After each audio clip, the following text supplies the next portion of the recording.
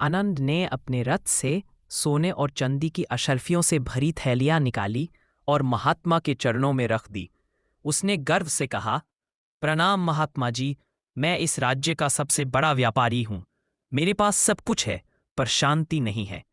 मैं ये सब धन आपको दान देने आया हूं। बस आप मुझे वो मंत्र बता दीजिए जिससे मेरा मन शांत हो जाए। महात्मा ने उन कीमती थैलियों की तरफ देखा तक नहीं। वो मुस्कुराए और बोले, आनंद, तुम शांति खरीदने आए हो या पाने? शांति कोई वस्तु नहीं है जो बाजार में मिले। खैर, तुम थक गए होगे। पहले मेरे लिए इस कुएं से एक बाल्टी पानी निकाल कर लाओ, मुझे प्यास लगी है। आनंद को थोड़ा अजीब लगा। इतना अमीर आदमी होकर वो पानी भरेगा? लेकिन शांति की चाह में वो कुएं के पास गया। उसने देखा कि कुएं का पानी बहुत गहरा और थोड़ा धुंधला था। जैसे ही उसने बाल्टी अंदर डाली, मिट्टी ऊपर आ गई और पानी पीने लायक नहीं रहा। वो खाली बाल्टी लेकर महात्मा के पास गया और बोला, महाराज, कुएं का पानी गंदा है, उसमें मिट्टी मिल गई है। उसे साफ करने में बहुत समय लगेगा। महात्मा ने बड़े शांत स्वर में कहा, आनंद, उस मिट्टी को निकालने की कोशिश मत करो। बस वहीं बैठ जाओ और इंतजार करो। जब तक मिट्टी खुद नीचे नहीं बैठ जाती, तब तक रुकना होगा। आनंद गुस्से और चिंता में वहीं बैठ गया। वो बार बार कुएं की तरफ देखता, लेकिन पानी अब भी गंदा था। उसे लगा महात्मा उसका समय बर्बाद कर रहे हैं। लेकिन जैसे जैसे वक्त बीता और वो शांत होकर बैठा रहा, उसने देखा कि पानी की हलचल बंद हो गई है। मिट्टी धीरे धीरे कुएं की तलहटी बॉटम में बैठ गई और ऊपर का पानी आईने की तरह साफ हो गया। वो दौड़कर महात्मा के पास गया और बोला, महाराज, पानी साफ हो गया। महात्मा ने उसकी आंखों में देखते हुए कहा, आनंद, तुम्हारे सवाल का जवाब इसी कुएं में छुपा है। जब तुम आए थे, तुम्हारा मन इस गंदे पानी की तरह था, विचारों और घमंड की मिट्टी से भरा हुआ। तुमने उसे धन से साफ करना चाहा, लेकिन वो और उलझ गया। शांति पाने का पहला नियम है ठहरना। अनंत को पानी वाली बात समझ तो आ गई थी, पर उसका मन अब भी पुरानी यादों में भटक रहा था। उसने महात्मा से पूछा, महाराज, मैंने ठहरना तो सीख लिया, पर जब मैं शांत बैठता हूं तो मेरे अंदर की पुरानी गलतियां, लोगों की बातें और भविष्य का डर मुझे सोने नहीं देता। इन विचारों का क्या करूं? महात्मा मुस्कुराए और उन्होंने अनंत को आश्रम के पीछे एक घने बागीचे में ले गए। वहां एक बहुत बड़ा पुराना पेड़ था, जिस पर कई सारे बंदर उछल कूद कर रहे थे। महात्मा ने कहा, आनंद, इन बंदरों को देखो। ये एक डाल से दूसरी डाल पर कूद रहे हैं, शोर मचा रहे हैं और बिना वजह परेशान हैं। हमारा मन भी बिल्कुल इन बंदरों की तरह है। ये कभी एक विचार पर टिकता नहीं है।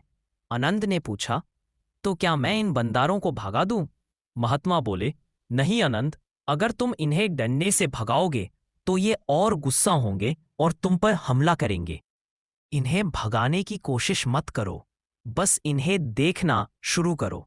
जब तुम इन बंदरों की शरारतों को बिना गुस्से के सिर्फ एक दर्शक ऑब्जर्वर की तरह देखते हो, तो ये धीरे धीरे थक कर खुद ही शांत बैठ जाते हैं। आनंद वही पेड़ के नीचे बैठ गया। शुरुआत में उसके दिमाग में विचारों का तूफान आया। उसे अपना व्यापार याद आया, उसे वो लोग याद आए जिन्होंने उसका दिल दुखाया था। उसका मन चाह रहा था कि वो उठकर भाग जाए, लेकिन महात्मा की बात याद करके वो बस सांस लेता रहा और उन विचारों को आने जाने दिया, जैसे कोई रास्ते पर चलती गाड़ियों को देखता है। धीरे धीरे उसने महसूस किया कि जो विचार उसे पहले डराते थे, अब वो कमजोर पड़ रहे हैं। उसने पाया कि मन का असली शत्रु कोई बाहर वाला नहीं, बल्कि उसकी अपनी ही प्रतिक्रिया रिएक्शन थी। तभी महात्मा ने उसके कंधे पर हाथ रखा और कहा, आनंद, तुमने पहला कदम पर कर लिया है, पर याद रखना, शांति सिर्फ बैठने में नहीं, बल्कि करने में भी होनी चाहिए। आनंद ने पूछा, महाराज, मैंने ठहरना सीख लिया, विचारों को देखना सीख लिया, पर अब आपने कहा कि शांति करने में भी होनी चाहिए। इसका क्या मतलब है? महात्मा ने आनंद को आश्रम की रसोई में ले गए, जहां एक भिक्षु बहुत ही ध्यान से सब्जियां काट रहा था। उसके चेहरे पर एक अनोखी मुस्कुराहट थी, जैसे वो कोई बहुत बड़ा उत्सव मना रहा हो। महात्मा बोले, आनंद, ज्यादातर लोग शांति को तब खोजते हैं जब वो काम से थक जाते हैं, लेकिन असली शांति वो है जो काम करते वक्त भी तुम्हारे साथ रहे। अगर तुम व्यापार कर रहे हो तो सिर्फ व्यापार करो, उसमें अपने फायदे और नुकसान का डर मत मिलाओ। जब तुम पूरी तरह वर्तमान प्रेजेंट में होते हो तो हर काम एक ध्यान बन जाता है।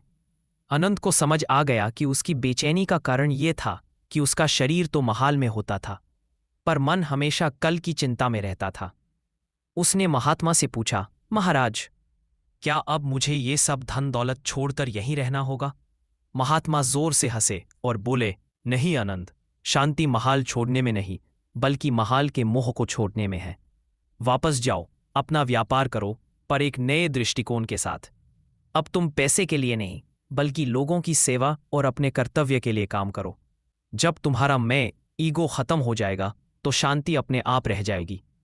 अनंत ने महात्मा के चरणों में सर झुकाया। इस बार वो रथ पर सोने की थैलियां लेकर नहीं, बल्कि एक शांत और हल्का मन लेकर वापस लौटा। घर पहुंचकर उसने अपना व्यापार फिर से शुरू किया, लेकिन इस बार उसके अंदर कोई शोर नहीं था। वो हर फैसला शांति से लेता, हर किसी से प्रेम से मिलता। लोगों ने देखा कि आनंद अब पहले से ज्यादा सफल था, क्योंकि अब उसका मन उसका गुलाम था, मालिक नहीं। कहानी की सीख, मन की शांति कहीं बाहर नहीं, हमारे अंदर ही होती है। बस हमें विचारों की मिट्टी को नीचे बैठने देना होता है और हर काम को पूरे ध्यान से, बिना किसी डर के करना होता है।